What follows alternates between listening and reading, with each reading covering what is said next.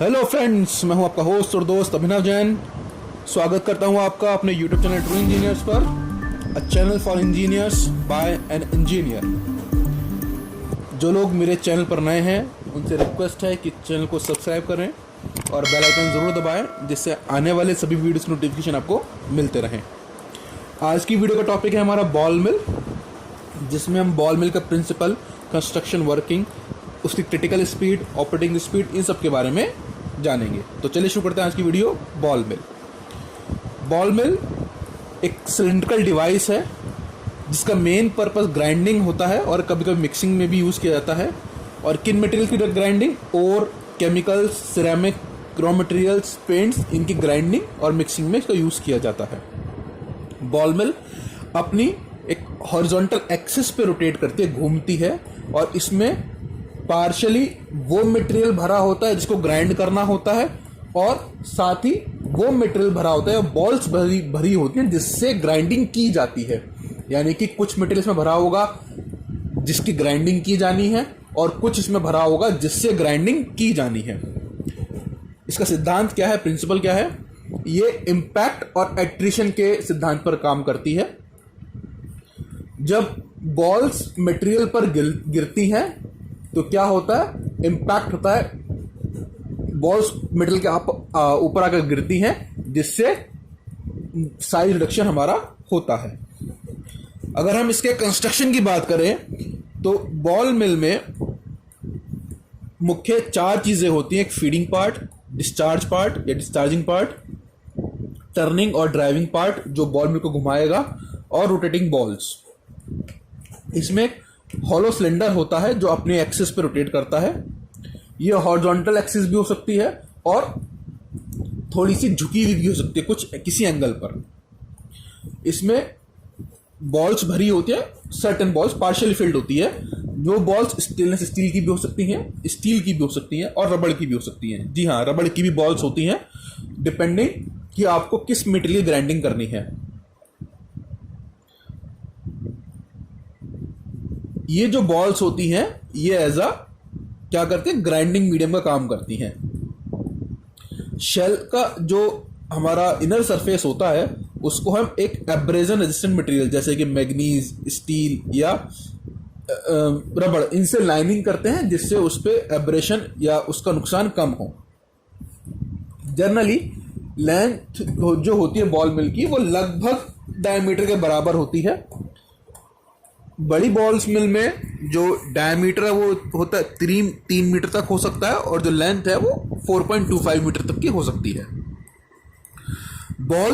Ball मिल का लगभग 30 से 50% स्पेस ऑक्यूपाई करती हैं, वॉल्यूम ऑक्यूपाई करती हैं। जो बॉल्स का डायमीटर होता है वो 12 mm से 125 mm तक हो सकता है। शेल 60 से 100 RPM की स्पीड पर लगभग रोटेट करता है, और जो ऑपरेशन होता है वो बैच वाइज भी हो सकता है और कंटिन्यूस भी हो सकता है। ये वेट भी हो सकता है, ड्राई भी हो सकता है। यानी कि वेट ग्राइंडिंग भी हो सकती है और ड्राई ग्राइंडिंग। वेट ग्राइंडिंग वो होती है जब आपके मटेरियल में कुछ मॉइस्चर प्रेजेंट हो, वाटर प्रेजेंट हो, तो उसे वेट ग्राइंडिंग कहते हैं। जो कंटिन्यूसली ऑपरेटेड बॉल मिल होती है उसमें जो आउटलेट होती है उसको हम कोर्स स्क्रीन से हम कवर कर देते हैं, जिससे कि मटेरियल के साथ हमारी बॉल्स ना निकल के चली जाए। देखिए, दिखाया हमने कंस्ट्रक्शन डायग्राम दिखाया है। पहले फिगर में देखा कि बॉल्स, एक सिलिंड्रिकल शेल का व्यू दिखाया है जिसमें बॉल्स भी रोटेट कर रही हैं, साथ में मटेरियल भी रोटेट कर रहा है। जब भी बॉल्स मटेरियल के ऊपर गिरेंगी तो इम्पैक्ट की वजह से मटेरियल टूटता है।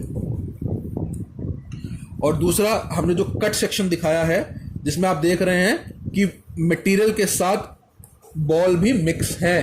जब शेल घूमेगा तो उस शेल के साथ साथ अंदर बॉल्स और मटेरियल साथ साथ घूमेंगे। जो ग्राइंडिंग मीडिया होता है, बॉल्स होती हैं, उसकी कुछ कैरेक्टरिस्टिक्स होती हैं, उसकी कुछ प्रॉपर्टीज होती हैं। तो ये जो प्रॉपर्टीज होती हैं वो होती हैं उसकी साइज, डेंसिटी, हार्डनेस, यानी कि जिस मटेरियल से बनी है हार्डनेस उसकी, और कॉम्पोजिशन क्या है बॉल्स का। साइज, जितने मीडिया पार्टिकल्स, हमारे ग्राइंडिंग मीडिया पार्टिकल छोटे होंगे, फाइनल प्रोडक्ट में भी हमें जो साइज मिलेगा प्रोडक्ट का वो उतना ही छोटा होगा। साथ ही साथ इस चीज़ का भी ध्यान रखना हमें ज़रूरी होता है कि ग्राइंडिंग मीडियम हमारा कम से कम इतना बड़ा तो हो कि जिससे वो कि जो हमारे फीड का जो बड़े से बड़ा पार्टिकल है उसको भी तोड़ सके। दो चीज़ें ध्यान रखनी होती हैं कि एक तो ये कि हमें साइज़ जितना छोटा होगा उतनी ही अच्छी हमारी क्रशिंग होगी, लेकिन इस चीज़ का भी ध्यान रखना चाहिए कि जो हमारा ग्राइंडिंग मीडिया है उसका साइज़ एटलीस्ट जो फीड का सबसे बड़ा साइज़ है उससे बड़ा होना चाहिए, जिससे कि वो क्रशिंग कर सके, उस ग्राइंडिंग कर सके। डेंसिटी, जो ग्राइंडिंग मीडिया है उसकी डेंसिटी हमारी प्रोडक्ट या फीड से ज़्यादा होनी चाहिए। अगर डेंसिटी उसकी ज़्यादा हो गई, हमारे फीड की ज़्यादा हो गई, तो ग्राइंडिंग मीडिया ऊपर ही फ्लोट करता रहेगा, जिससे ग्राइंडिंग नहीं हो पाएगी। हार्डनेस, जो ग्राइंडिंग मीडिया है वो ड्यूरेबल होना चाहिए कि जिससे वो ज़्यादा लंबे समय तक चल सके, लेकिन इतना टफ भी नहीं होना चाहिए कि उसमें वियरिंग और वियर एंड टियर ज़्यादा हो जाए, क्योंकि अगर ज़्यादा टफ हो जाएगा हमारा ग्राइंडिंग मीडिया तो वियर एंड टियर ज़्यादा होगा।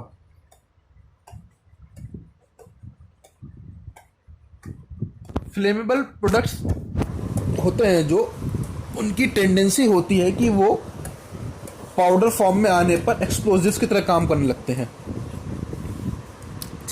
तो उनके साथ साथ जो हमारा स्टील मीडिया है, जैसे अगर स्टील यूज़ कर रहे हैं तो वो स्पार्क कर सकता है, जिससे कि वो एक एज अ इग्निशन सोर्स की तरह काम कर सकता है।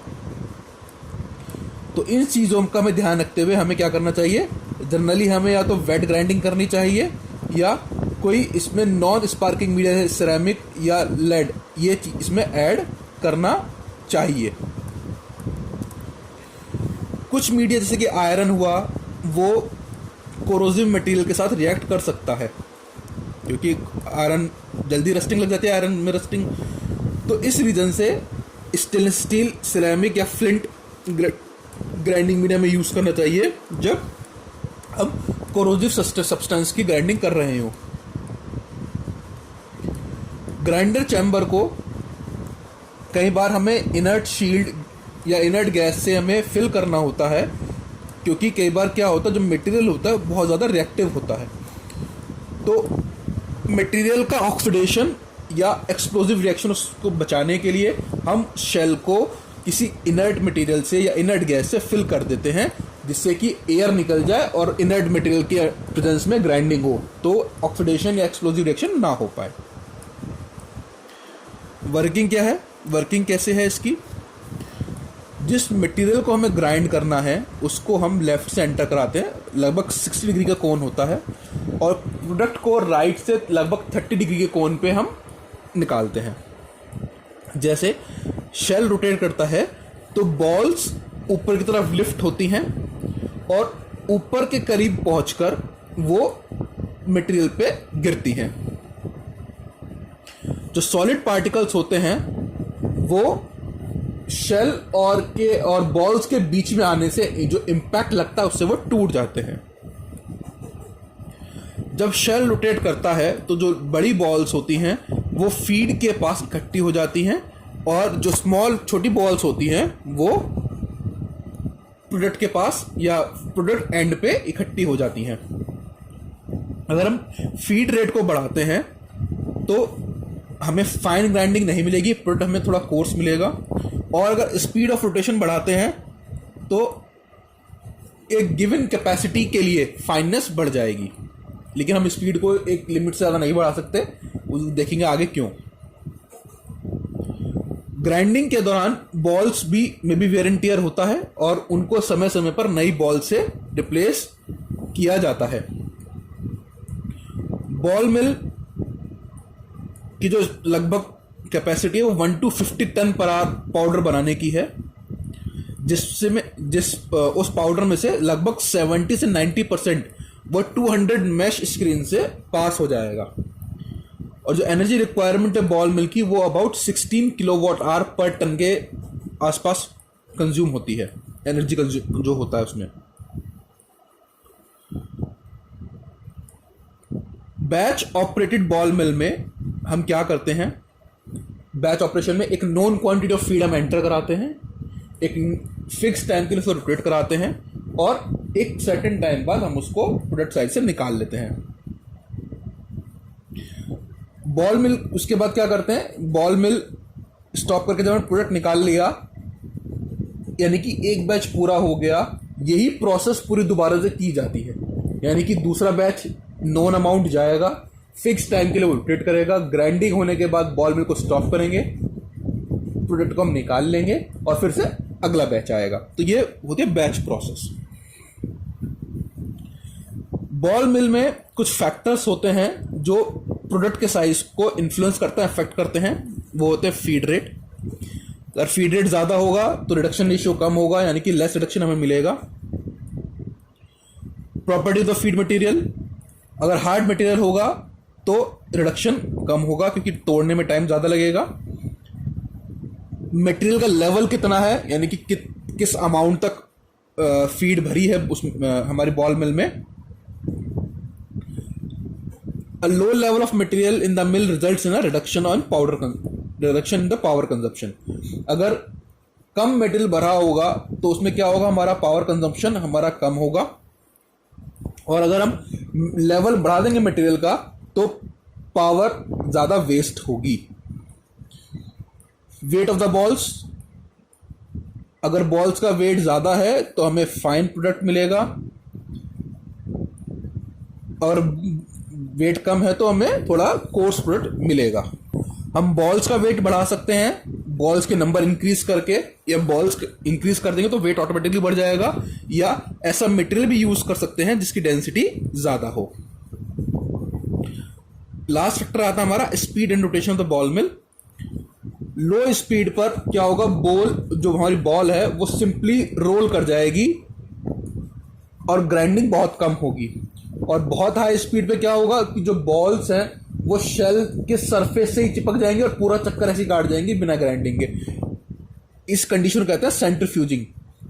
तो हमें एक ऐसी स्पीड रखनी होती है कि जिससे बॉल लगभग ऊपर पहुंच करके मटेरियल पर गिरे। जिस मिनिमम स्पीड पर सेंट्रीफ्यूजिंग होती है उसे क्रिटिकल स्पीड कहते हैं, और जो हम स्पीड रखते हैं क्रशिंग ग्राइंडिंग कराने के लिए उसे हम ऑपरेटिंग स्पीड कहते हैं। ऑपरेटिंग स्पीड हमेशा क्रिटिकल स्पीड से कम होनी चाहिए। अब देख लो critical speed of ball mill. Minimum speed at which centrifuging occurs is called critical speed. इस कंडीशन में क्या होगा, बॉल से चिपक के चली जाएंगी और बहुत कम ग्राइंडिंग या बिल्कुल ग्राइंडिंग नहीं होगी। प्रैक्टिकल ऑपरेशन में जो बॉल की स्पीड है, बॉल मिल की स्पीड है, वो क्रिटिकल स्पीड से कम होनी चाहिए। देखिए नीचे डायग्राम में हमने आपको कुछ डायग्राम्स दिखाए हैं कि कैसे होगा। जब देखिए शुरू के दो डायग्राम देखिए, जब यह जिसमें फर्स्ट डायग्राम में हमारी स्पीड 0% ऑफ क्रिटिकल स्पीड थी कि हमारी बॉल स्टेशनरी थी, लेकिन धीरे धीरे हमने स्पीड शुरू करी तो लगभग 50 to 70% पर आकर के बॉल्स हमारी घूमनी शुरू हुई है, वो ऊपर जाके गिरनी शुरू हुई है। और ऐसा कब तक कंटिन्यू रहा, जब तक 70 से 80% तक की हमारी स्पीड रही। मैक्सिमम जो क्रशिंग होती है हमारी वो 50 to 70 ग्राइंडिंग होती है 50 to 70% ऑफ क्रिटिकल स्पीड के बीच में ही होती है।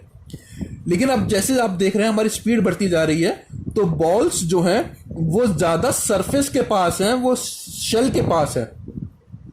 और जैसे जैसे स्पीड और बढ़ती गई, बॉल्स हमारी सिलेंड्रिकल शेल से ही चिपक गई। आप 100% क्रिटिकल स्पीड पे देखेंगे तो बॉल्स हमारी शेल से ही चिपक रही हैं, और रोटेशन के साथ वो शेल के साथ ही रोटेट करके वापस आ जा रही हैं, तो क्रशिंग नहीं हो रही। तो 0% क्रिटिकल स्पीड में हमारी स्टेशनरी है, 50 to 70% में हमारी क्रशिंग है, बॉल लगभग ऊपर जाके मटेरियल पर गिर रही हैं। 70% से 80% स्पीड में हमारी फ्लेक्स बन रहे हैं, और इससे ज़्यादा स्पीड होने पर क्या होगा, हमारा क्रशिंग नहीं होगी, बॉल्स रोल कर जाएंगी सिर्फ।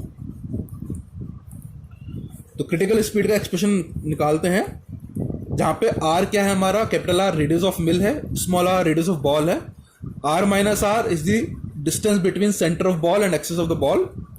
हमने माना कि बॉल हमारी पॉइंट ए पर है, और अल्फा क्या है, ओ ए, यानी कि जिस पॉइंट पर बॉल है वो और वर्टिकल के बीच का एंगल है। बॉल्स पर दो फोर्स काम करती हैं, ग्रेविटी फोर्स यानी कि उसका खुद का वेट mg, और एक सेंट्रीफ्यूगल फोर्स। mv²/r-r।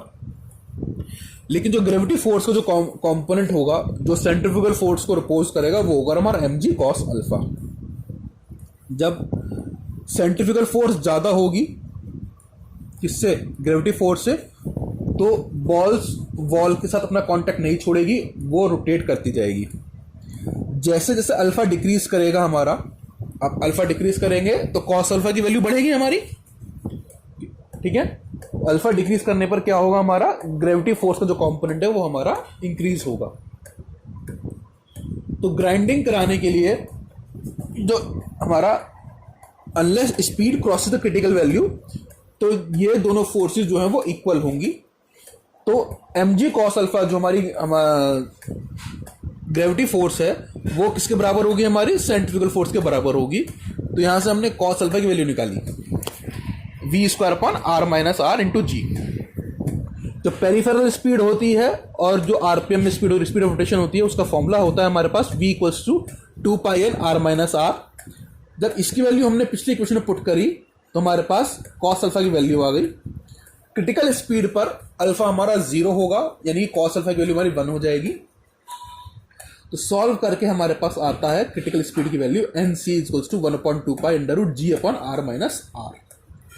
ये हमारी क्रिटिकल स्पीड की वैल्यू है। अगर स्पीड इतनी होगी तो हमारी क्रशिंग नहीं होगी, बॉल सीधी हमारी रोटेट कर जाएंगी। ऑपरेटिंग स्पीड जो होती है बॉल मिल की, वो जनरली 50 से 75% के आसपास होती है। एप्लीकेशंस क्या है इसकी, बॉल मिल कोल, पिगमेंट, फेल्डस्पार, इन सब की क्रशिंग में यूज की, ग्राइंडिंग में यूज की जाती है। मेटालिक पाउडर्स में कार्बन, कोल में phosphate rock, gypsum, limestone, cement processing, fertilizer, इन सब जगह बॉल मिल को यूज किया जाता है। एडवांटेजेस क्या है इसकी, इंस्टॉलेशन की कॉस्ट लो है, कॉस्ट ऑफ प्रोडक्शन कम आती है, सुटेबल है हर तरह के मटेरियल के लिए, ग्राइंडिंग मीडियम चीप है, एक्सप्लोजिव मटेरियल ग्राइंडिंग के लिए भी यूज कर सकते हैं। मैंने आपको बताया था अभी 2-3 कंडीशन में, क्या तो हम इनर्ट कर दें अंदर, है ना, या वेट ग्राइंडिंग कर लें तो हम एक्सप्लोजिव मटेरियल को भी ग्राइंड कर सकते हैं, और बैच और कंटिन्यूस दोनों तरह के ऑपरेशन के लिए यूज कर सकते हैं। लेकिन कुछ डिसएडवांटेजेस भी है साथ ही साथ। डिसएडवांटेजेस क्या है, ग्राइंडिंग मीडियम पे हाई वेयर एंड टियर होता है, वेट ग्राइंडिंग अगर होगी तो प्रोडक्ट को ड्राई करना पड़ेगा, एफिशिएंसी कम होती है इसकी, और मिल का जो फीड साइज की जो रेंज है वो बहुत ज़्यादा होती है। फीड अलग अलग साइज की इसमें हम देते हैं, ठीक है दोस्तों। इस वीडियो में इतना ही। उम्मीद है आपको बॉल मिल के बारे में समझ में आया होगा। इस वीडियो में हमने बॉल मिल का प्रिंसिपल, कंस्ट्रक्शन, वर्किंग के बारे में जाना, जो ग्राइंडिंग मीडियम होता है उसकी कैरेक्टरिस्टिक्स के बारे में जाना, कौन कौन से फैक्टर्स प्रोडक्ट को अफेक्ट करते हैं उसके बारे में जाना, बॉल मिल की क्रिटिकल स्पीड के बारे में जाना, बॉल मिल के एप्लीकेशंस, एडवांटेज और डिसएडवांटेज के बारे में जाना। इस वीडियो में हमने इतना जाना। उम्मीद है कि आपके डाउट्स क्लियर हुए होंगे, आपको वीडियो समझ में आया होगा बॉल मिल के बारे में। फिर भी अगर कोई डाउट है तो आप मुझे कमेंट बॉक्स में कमेंट कर सकते हैं। वीडियो पसंद है तो लाइक करें, कमेंट करें, शेयर करें। Thank you.